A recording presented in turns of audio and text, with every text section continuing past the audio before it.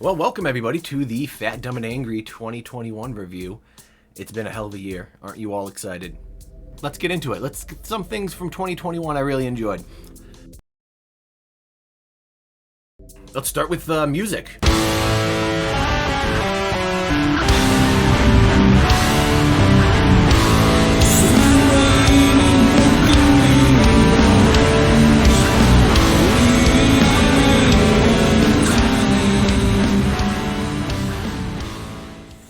First thing I wanted to talk about was one of my friends, Frank, put out an EP this year, Fireflies. Check it out here. The first song off of it, Serrated Broken Mirrors. I had this song on my phone for a while now. I've just been listening to it when it comes up. I don't know, really been grooving with it. He's been changing his styles a lot, which I'm really digging, with his creativity. I mean, a lot of different directions, vocally, musically too. So this one's more of like prog rock, which of course I really enjoy, but the ending with that like Meshuggah, everything a man could dream for. Vocal styles too, really, he's been really expanding, with how he's evolving vocally. This is definitely my favorite song I think he's put out this entire year, going over all of his stuff. I mean, oh my god. Like, something's hypnotic about those guitar riffs too. Anyway, give it a listen to. Some good shit from 2021.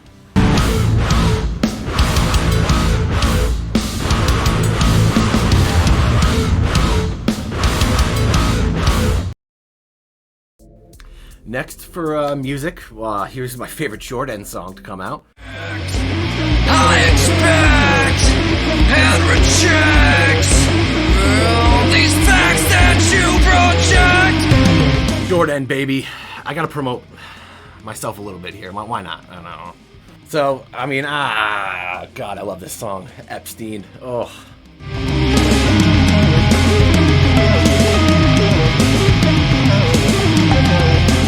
And he's got such a catchy hook. I like all the little kind of things I was able to add in there with the drums. Not too crazy, but oh god, it's just a super solid song in my opinion. Great idea. I just thought the whole thing was just a good concept, great chorus, catchy. Definitely one of my favorite songs to come out this year. Even though I had a hand in making it. Even mostly like, come on, we all know. Little things here and there. I got a weird face. That's what I'm adding mostly to short end, but definitely, if you're gonna check one out, check out that.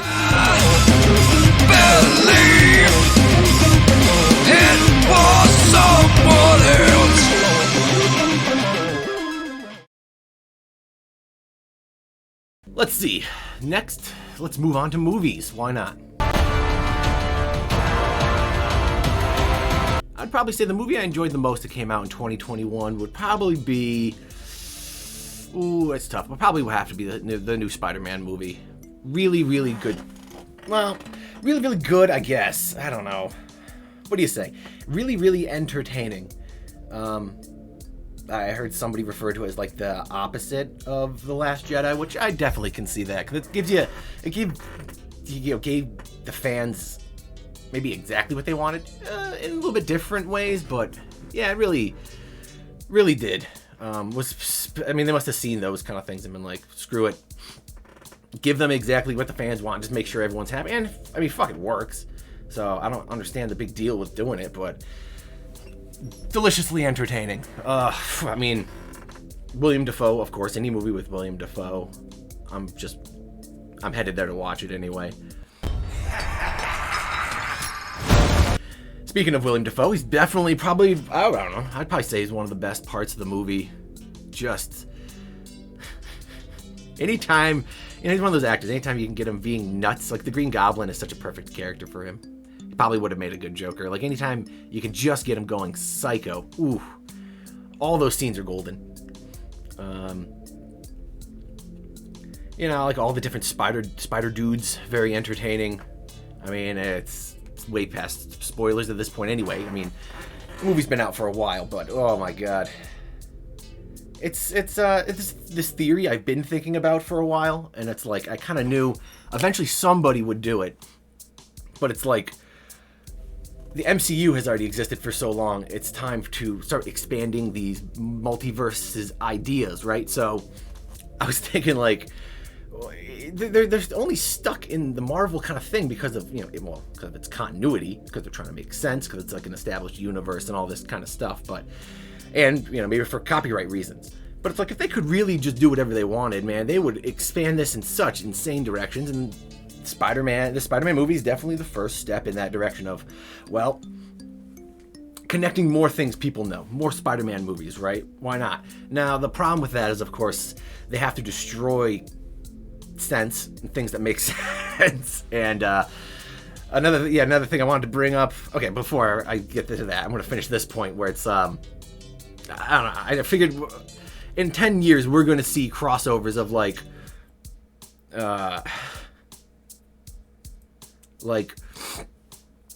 Shrek meets Austin Powers. We're going to have such insane crap like that going on because people recognize it and I want to see that.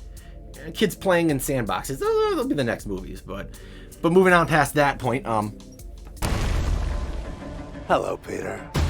Another thing with this movie that really struck out to me is like, I wonder if a bunch of people, after Shang-Chi, Eternals, maybe, but before that, when Endgame, that, I wonder if, the next movie to come out after that was a Spider-Man movie. And I'm kind of wondering if they, a lot of people from Marvel maybe jumped ship.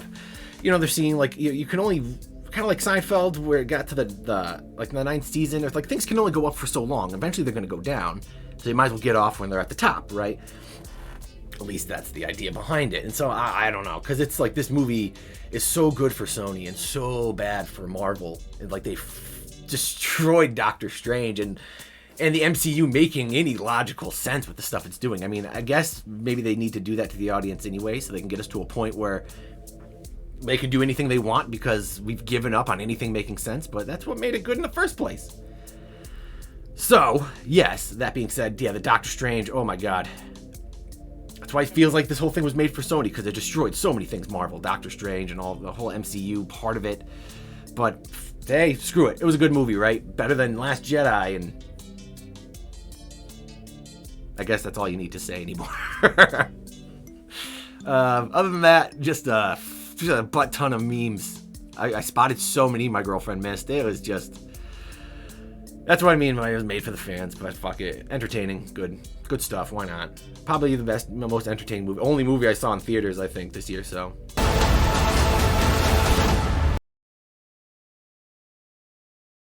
The next movie I'd like to talk about, Pig. Obviously, in my quest to watch every single Nicolas Cage movie, I had to watch Pig.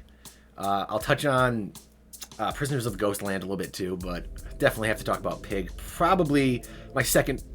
I would probably say it was maybe like. I would rate it pretty high on movies I thought were the best throughout the year. Not as entertaining as Spider-Man. Like, that's why it's just so high up there, but Pig had so much behind it, and I got so much out of it that I really enjoyed. It was like. Let's keep it going. It was like the Last Jedi of Nicolas Cage movies. Oh, subversion. In so many ways. In a lot of, oh my god, most ways. Very subversive movie, but done in the right ways. Glorious Cage, and he did a great job acting as, this character he's done so many times before. But it's interesting how, you've seen this kind of character, this Nicolas Cage, like, gruff old man. It's a truffle pig. Motherfucker. Like, stoic, main character kind of thing, but is to add so much stuff to it, and, like, feeling and sensitivity, and, like, it took it in a really different direction that I thought was very similar, but very different at the same time. If you've seen the movie, maybe you kind of have some ideas. And like the many ways it dealt with like the problems that came up in the movie, and the many ways of like what it was trying to say with how it did that. I don't know. I really enjoyed it. Like coming up with like, obviously the movie starts with something happening, right? And as I saw the movie, the whole movie was about, I think, well, I kind of saw the movie, yes, about dealing with loss, but like dealing with kind of an issue too, to make it even more simplified, right? Like just dealing with a problem, but yeah, dealing with like loss. And so it begins with him losing something, and from there it's, you know, you think it's a journey to get the thing he lost back. Obviously, pig. I mean, it's the fucking name of the movie. You should know it's about the pig. I mean, but that's not what the point of the movie is, you know, because every these Nicolas Cage movies, that's why it's, I say it's subversive, because you're expecting he's going to go out on this mission and kick some butt, but no, it's, from the beginning, it's a journey about coming to terms with it, you know, coming to accept it. And that's what the mission is, instead of like getting it back. It's, you know, that's, I don't know. So it takes twists and turns, at least in my mind. Like the movie didn't really take twists and turns because I knew what it was doing, but in my mind it did, because I was expecting it to go to all these different places and all these different ways and become violent and crazy, but no. So I would definitely give it a watch. I mean, a lot of stuff I was able to pick out of it that really meant something to me. Maybe you can get something out of it. Why do you care about these people? They don't care about you. None of them. They don't even know you. Because you haven't shown them. But speaking of that, I mean, the movie came out after that, Prisoners of the Ghostland. That's, oof.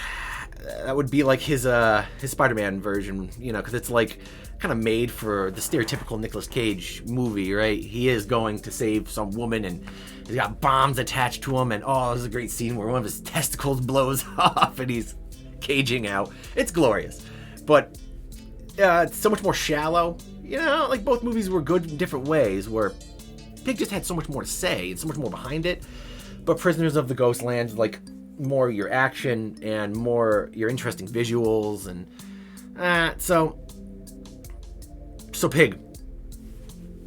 But yeah, Nicolas Cage, I'm still working on it. I'm sure he's got more movies coming out. I mean, I'm excited for The Unbearable Weight of Talent or some shit like that. Getting real hyped. Super hyped for that. All right, I'm just flying right along here. We'll move on to TV next.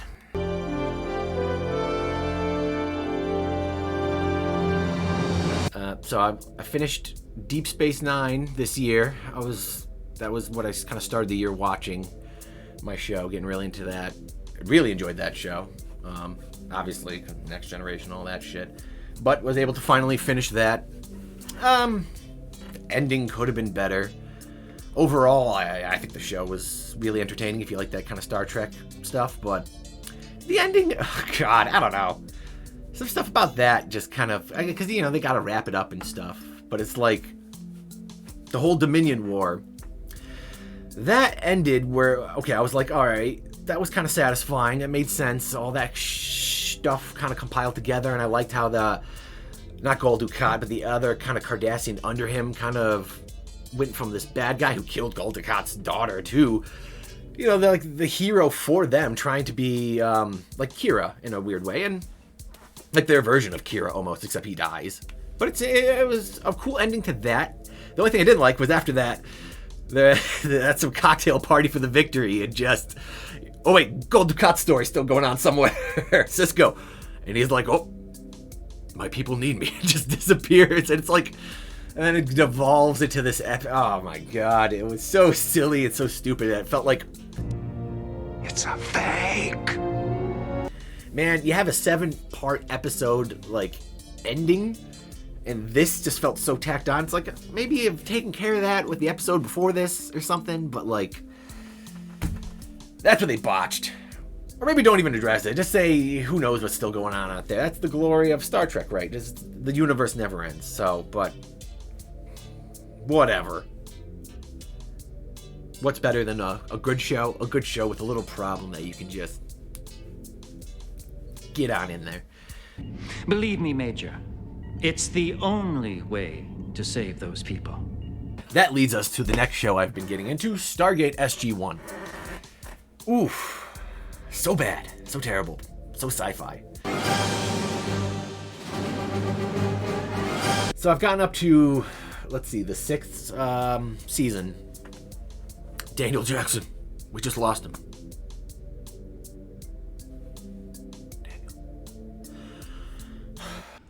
What's it like? I gotta say, for like a sci-fi show, it really does grow on you after a while. Because how self-aware it is. You know, to come out after Star Trek. I mean, I gotta watch Farscape, as my brother says, and I probably will because the characters show up there or whatever. But, not the characters, but the actors, whatever. But, I don't know, for like a self-aware star, you know, like space show and stuff, I don't know, it's very entertaining. I'm starting to really dig the characters, though. It's like, I'd like to apologize in advance for anything I may say or do that could be construed as offensive as I slowly go nuts! good for putting it on. Definitely not as good as Star Trek. The expanded universe is going to be pretty shitty, too. I don't even know if I'm going to get into that, but... All right, let's move on to the next subject here. We're moving on to hobbies. Let's see, been getting back into Warhammer 40K, buying some models. I mean, since Joe came back, I've been playing more. Haven't been building any more terrain yet, but I've been collecting cardboard, so I gotta do something. Especially now that I've kind of figured out really how to make some decent terrain. But models-wise, oof. You know, got some new stuff. More demons, actually, which is interesting because we got a lot of the Chaos Space Marines. I think it's been fun to build more of the demon side of the army because it's kind of like this fourth army we kind of have between the Necrons, Eldar, Chaos, Space Marines, the demons. Buying some more Tyranid models. Bill, if you're out there somewhere, buying more Tyranid models. A starting box. I think I want to buy maybe one more big thing. We put together that thing Caleb stepped on. Somewhat. We can't find the head or something, but pretty good. Too bad he never used it, because, ooh, I think they're shooting sludge and killing crap all over the place. But hell yeah, man. I mean, Warhammer 40K, been enjoying it. The 9th edition, getting more and more used to the rules. You know, that's always the biggest problem. We're going to simplify it. And it's still complicated. Just deal with the fact you got a complicated game. And just like, I think at some point, man, just pick the rules and kind of stick to them. So at least, you know, it gets simpler because understand things. It's like if the laws kept changing in your country every year or two, it's like, come on. What am I supposed to do here? At least I know I move, shoot, and then assault. So, whatever. Here's the more 40K. Hopefully next year, hopefully I get into more painting. Ugh. Other than that, you know, I've been getting into a lot of like movie reviews and that kind of stuff, and that led me down a rabbit hole. Not really, more like a hole. But one of my friends introduced me to Mauler. Mike, you know who you are. And so I got more into, you know, listening to those, like breaking down movies, and that leads to another thing of objectivity versus subjectivity. And so yeah, I've been watching a lot of Mauler's content. Really enjoying it. Okay, right. But like a certain technique that you could use could shift over time, right? Like people could have different emotional reactions to how, like a hard zoom in, right? If that's used, like if it's overused, then the context shifts, right? So like the technique that you're using suddenly has new meaning, right? And these things are. You have an objective argument leading to feelings. You'd be like, overuse results in negative emotional reactions. It's like you can actually prove why. Be like repetitive strain. It's just like, there you go. Okay, right. But like it does change over time, right? Feeling emotional arguments. It's like I don't disagree with you, but this has nothing to do with objectivity. Like yes, these people do interpret things differently over time. I think getting a decent amount out of it. It's interesting. It's the idea of critique, the idea of breaking things down like that, I think is an interesting tool to be used almost for anything, you know? It's like even listening to Mauler and that kind of stuff. It's like, why do I like it? What am I getting out of it? And you kind of break it down in similar ways that you can break down movies, right? I mean, it's all about breaking down an idea or breaking down a thing and dissecting it and whatnot. And so getting more into that kind of stuff, you know, it's an interesting, I think, like thought exercise and like brain thing to do, because it gets you thinking. It's kind of like philosophy in a way, but I feel like it's a hands-on version of philosophy. It's kind of like you're taking philosophy and trying to apply it, and that's what I think what I kind of dig about it.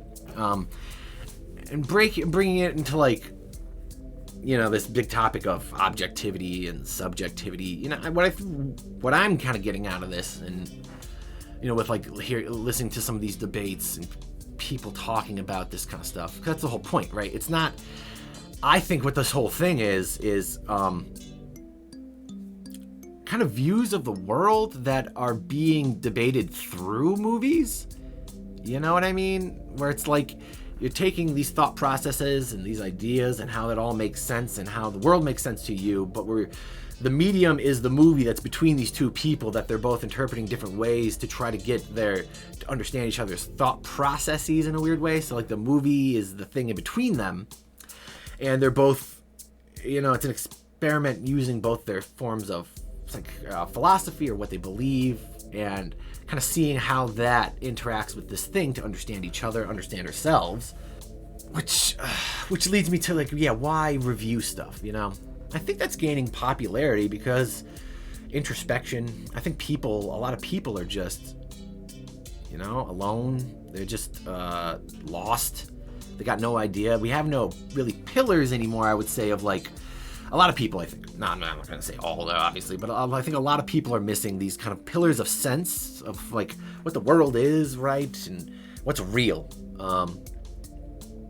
And so I would say this process of like reviewing things is kind of like introspection and thinking over things to kind of figure out maybe what's real or what has value. What do you mean? Well, he's got an excuse for all this because he's Skin Man. He can say stupid shit. Because I would argue real things have value, and I don't know. That's a whole. We'll get into that. But to find out what has value and what things are, and so I don't know. That's why I think a lot of people are into this kind of review thing. Maybe a part of it is about validating their own belief structure, but I think it's just a lot of people are lost, right? And if you can review a movie and break down a movie, this is something I've been thinking. Break down a movie, you break down a story, and what is a story? Story is a series of events. You can break that down and prescribe value to it. I think this is why people are doing this, because you can do that, right? If you can do that, you break down a story, prescribe value to it, and you can understand like what's good, what's bad, what makes a good story, right? And I think people want to do that because, I mean, if you can decide what makes a good story, what's the greatest story of all? Your life. And if you can figure out what makes a good story, you can figure out what makes a good life, and then I think that's a big part of it for some people. I don't know. I think it's a big part of it for me, right? Figuring out what's value, what's good, what's bad, what I give value. You know, if I think it's a shit story, it makes no sense. It might not mean objectively shit, but it might be telling me, like, it tells me something. Why do I think that's shit? And maybe that tells me something about the story and what I think is good and bad, and maybe that could tell me something about I don't want my life to have that part in it because I think that's shit. Like, stuff like that, you know, how you can kind of build off of this review thing. And I don't know. I think that's why it's becoming popular. Maybe it's not. I don't know. Maybe it's just a niche thing that Mike showed me and I'm getting into. But, and then the whole other side, the whole other thing too, that really gets me interested, like the objectivity versus subjectivity kind of thing. You know, it's a cool thought experiment, right? They're trying to get people to, like, because I guess objectivity really only exists if people agree on it, right? If nobody else agrees on it, that's subjectivity. But objectivity has to be something real, right? Like in the real world, there's objectivity because it's real. So I think that's what I think is really interesting about that whole kind of argument and debate. Is I think it's more like really what you're watching is two different belief structures coming into contact with each other, right? The objectivists, or people who believe in even just believe that objectivity can exist, you know, may believe more strongly in a real world, right? That there are real things that are real that we can measure. And maybe the people who are more this into the subjectivity believe that the world is all interpretation, right?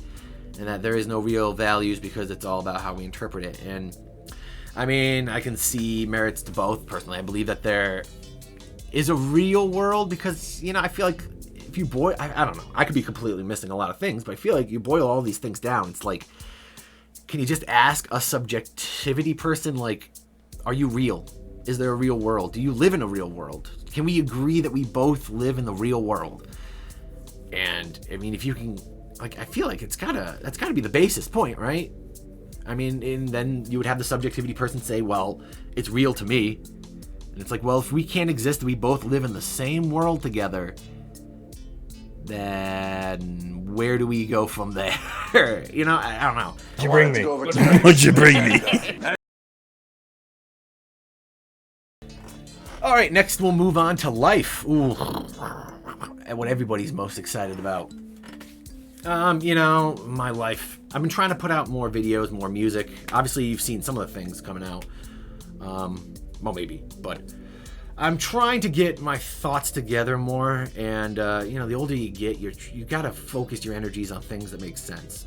You know, and that things aren't wasted time. So, like this video, for example, I had a better idea of some things I wanted to say and get out, and it's just like I was able to more storyboard it and make it make sense. So hopefully that's the direction I'm trying to move into with some of my content, is more directed things that actually kind of make sense of what I'm trying to say. Who knows if they'll be good or bad? They'll probably be shitty, but fuck it, that's not the point. The point is that you know, I'll get to watch these in 20 years and be like, hey, look at that. I used to be cute. But yeah, I mean, life is going fine. I mean, working just so much, getting that money, but soon that will be slowing down. I'll be getting 2 days off a week, and then I can actually focus on making some real content, you know, doing some real things with my life, and enjoying it more. And you know, I don't really hate that so much, you know, because it's like, as much as this job has been making me work and stuff like that, I feel like it helping to push me to become a better person, you know? I mean, sometimes the less time you have, the better you've got to manage it. And yeah, it's the outlook I try to have, you know, is it pushing me to better things, making me better instead of, you know, making me worse. I guess it's all about how you deal with it.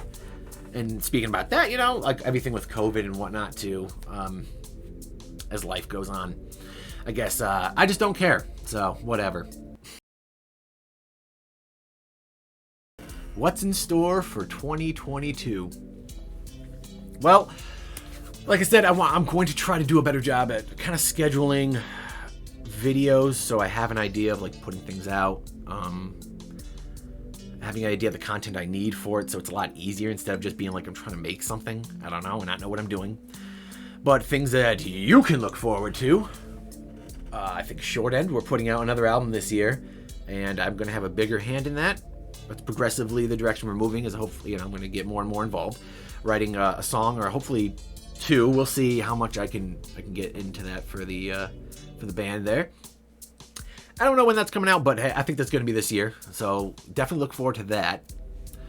I'm working on more Buckethead videos. I'm really enjoying those and not having any problem putting them up on YouTube, so I'm going to keep doing those. My goal, probably not the end of this year, but my goal is to eventually do every single song on the album and then make a playlist of it. I got like one more, maybe two more I'm thinking about putting out with just a static image, but I am planning on setting up my camera and then matching myself to, you know, matching the music to me playing it, and so it will be better production and look cooler, which will get me on to the next step of recording myself playing drums more often and stuff like that. So, yeah, just because it looks better than just a static image, I'm sure. I don't know. So those are kind of the music. I've been also thinking I'm going to try to put out a rap song, which is just like some beat I have, and it's just a fun. I hear it on my phone con every now and again, and I sing to it. So maybe in February, you know what? That makes sense. Black History Month. Yes, rap song. There we go. It's decided. And just video ideas. I've been trying to think of video ideas I want to do this year. There are some, and I feel like I'm really going to try to push myself to get to them. I definitely want to do an Invincible Armor video. Oh.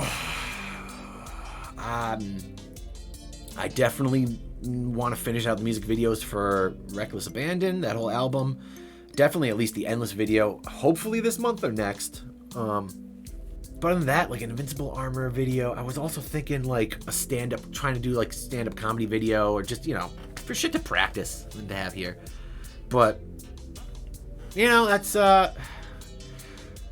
basically what last year looked like and what this year is going to look like for me. I mean, things are starting to slow down and speed up at the same time. You know, hopefully I'm able to get more of my hobbies and more of the stuff I like working, and while work slows down a little bit, and I get a little bit better pace with that. So, shit's looking good.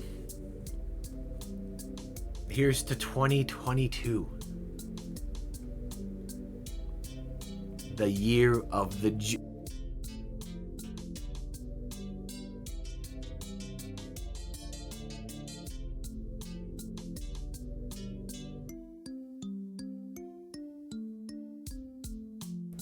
It's a fair.